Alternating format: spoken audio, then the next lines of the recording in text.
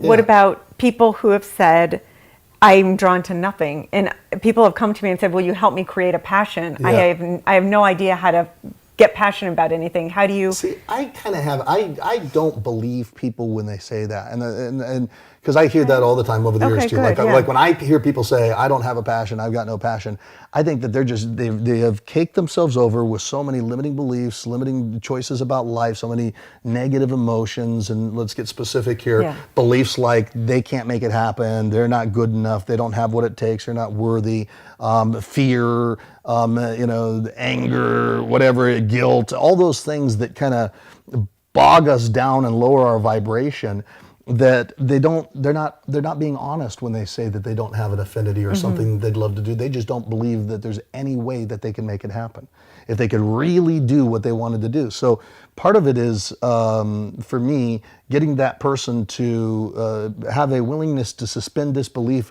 just enough so that we can pull it out of them what it is that they really want to do, or pull out what they feel those affinities toward. And like I've had people say, well, I would really love to be, and I'm just going to make this up, I'd love to be a pet psychic, but I just don't believe you can really make money as a pet psychic. I mean, eventually I'll get somebody to say something like that, and I guarantee you can make money as a pet psychic. Absolutely, yes, okay, yes. So whatever it is, if you're passionate about it, people buy it. Well, people buy into it to a certain degree. Kind of, sort of. I think that there's ways to do it.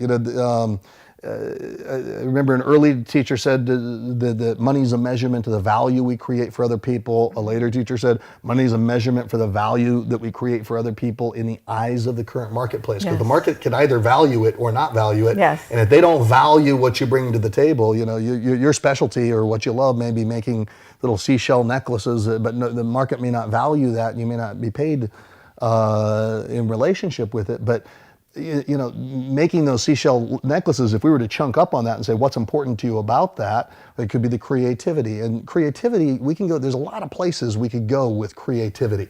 So there's, in terms of helping to define our passion and stuff like that. So what do you want your legacy to be? Oh, God, I thought this would come. Yes. I told Yvette Final right question. over here, I'm like, What do what do you want your legacy to be? And this is, so I go back to, this is going to be a long answer. I'm sorry. You're trying to wrap up here. This is going to be a long answer. So when I go back to when I went to Bali and I was in this place of healing, it's like, what do I want my legacy? Well, if I let go of attachment to everything, even attachment to legacy, because before I had very clear mind of what I wanted my legacy to be. It was to build companies that made a difference on the planet, that left the world in a better place, that helped to eradicate poverty through education, through entrepreneurial means. And then all of a sudden I found myself in this place where I let go of all my attachment to everything, and it was no longer about legacy. It was just about enjoying my life every day. And I don't think people have to go to extremes like that if they get the lessons earlier. Maybe hearing somebody else's experience can help them to get the lessons earlier, so that they don't have to drive themselves to that point. Yeah.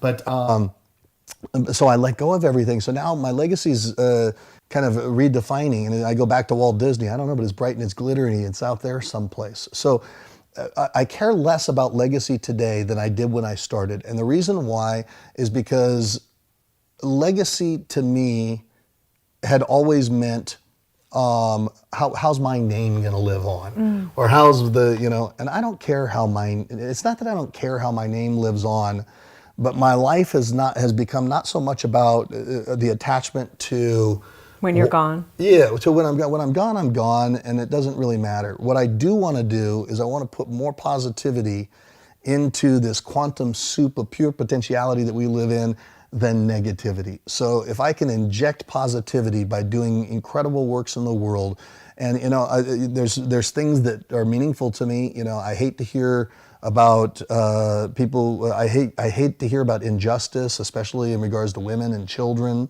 that occurs around the world. I hate to hear about things like that. It irks me. It bugs me.